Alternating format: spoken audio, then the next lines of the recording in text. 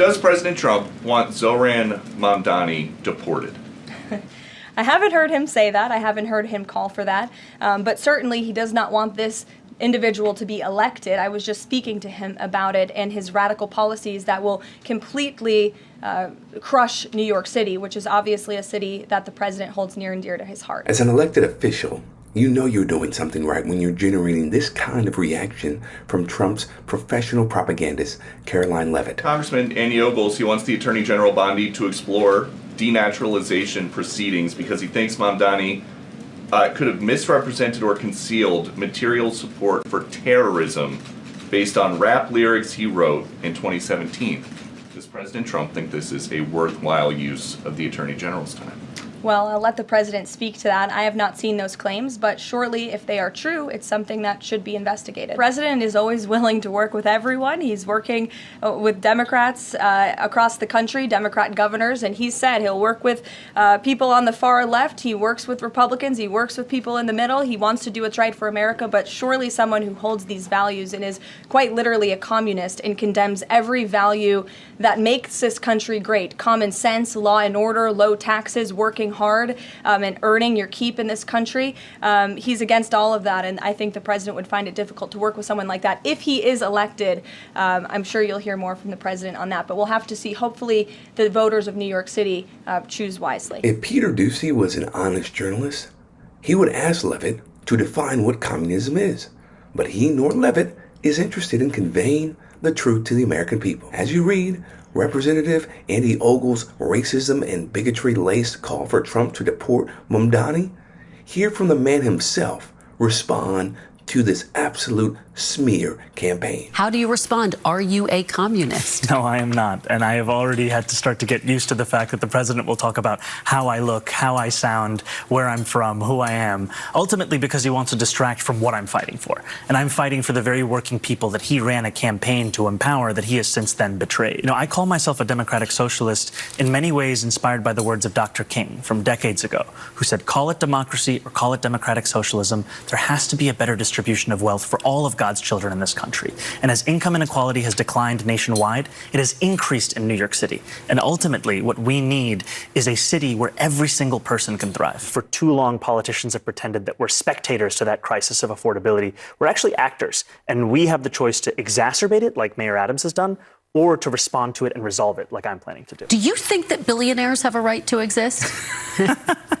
I don't think that we should have billionaires because, frankly, it is so much money in a moment of such inequality. And ultimately, what we need more of is equality across our city and across our state and across our country. And I look forward to work with everyone, including billionaires, to make a city that is fairer for all of them. The reason why I think Mamdani's critics are using bigotry and the communist smear to try and discredit his policies, political viewpoints, is because they know there's a whole lot of Islamophobia in this country by a certain segment of the population. Right, so they want to play on those fears, and then a lot of people do not like communism, right? They don't want being told, at least in this country, they don't want being told, right, oh, you can't make X amount. No, it's got to be all equal distribution, you know? So they want the classes. They do not want a class of society. They want, okay, here's the wealthy, here's the middle class, and then here's the lower class, right? You got upper class, middle class, lower class. They want all that. But unfortunately, you know, we've only seen the tip of the iceberg for how nasty these attacks will get as Mandani's image continues to rise. Your beloved New York City may well be led by a communist soon, Zohran Mamdani, who in his nomination speech said he will defy ICE and will not allow ICE to arrest criminal aliens in New York City. Your message to communist Zohran Mamdani? Well, then we'll have to arrest him. Look, we don't need a communist in this country, but if we have one, I'm going to be watching over him very carefully on behalf of the nation. We send him money. We send him all the things that he needs to run a government. We're going to be watching that very carefully, and a lot of people are saying he's here illegally. He's, you know, we're going to look at everything. And ideally, he's going to turn out to be much less than a communist. But right now, he's a communist. That's not a socialist. You know, I've always said, we will not have socialism in this country. In the speeches, I said, well, what? They skipped socialism. And you got a lot of them like that. And you see AOC, she's out there with her, you know, bad IQ. she's out there ranting and raving about how wonderful he is. And look, so far he's winning. He still has a race to win, but so far he's winning, and he has an advantage as a Democrat in New York City. I was there a long time ago. It is so absurd and legitimately terrifying to have the most powerful man in the world put a target on your back like this.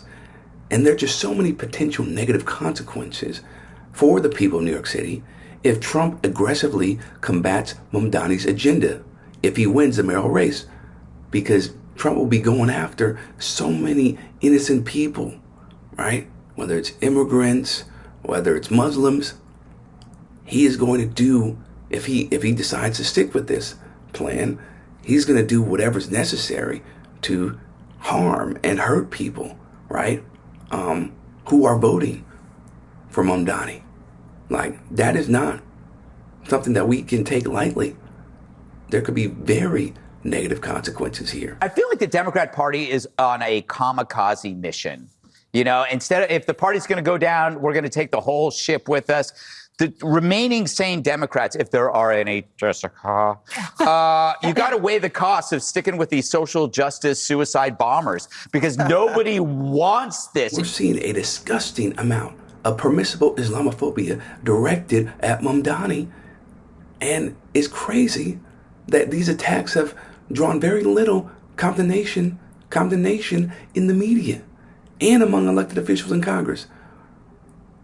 Like, what are we doing here? I thought we were trying to protect people from racism, trying to protect people from hate. And instead, this is just normalized, where we have people making all these Islamophobic remarks. And they do not care. That's partly because a lot of people, whether it's elected officials or other members in the media, they're okay with it. They're okay with Islamophobia. And because Mamdani is not your traditional Democratic candidate, okay? He's not somebody who is riding the wave, or he's not somebody who is running in the way that the old guard of the Democratic Party wants him to. That's why you don't see a lot of the heavy hitters supporting him, because he challenges the status quo.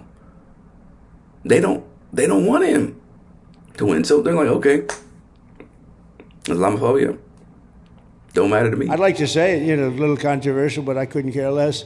We have a lot of bad criminals that came into this country, and they came in stupidly. It was an unforced error. It was an incompetent president that allowed it to happen. It was an auto pen maybe that allowed it to happen, and it did happen. But we also have a lot of bad people that have been here for a long time. People that whack people over the head with a baseball bat from behind when they're not looking and kill them. People that knife you when you're walking down the street. They're not new to our country. They're old to our country. Many of them were born in our country. I think we ought to get them the hell out of here too. You want to know the truth. So maybe that'll be the next job that we'll work on together. But I think getting them out, you know, we forget about them. We had some bad accidents in New York, and they're not accidents. They were done very much in purpose. It has always been the point of the Republicans' anti-immigration platform to slowly turn up the heat and manufacture consent for American citizens, predominantly black and brown people, to be persecuted and deported using the same justification as both undocumented and documented immigrants. And that is scary, right? Because that is the path we're headed towards. And I don't know how it's going to play out, but it's alarming that this is the state of our country right now. And we don't know when it's going to go back to normal, or go to a place where we can feel safe and we can thrive, right? And not have to look over our shoulder every 5 seconds. For Rebel HQ, I'm Chris Williamson. We'll see you next time.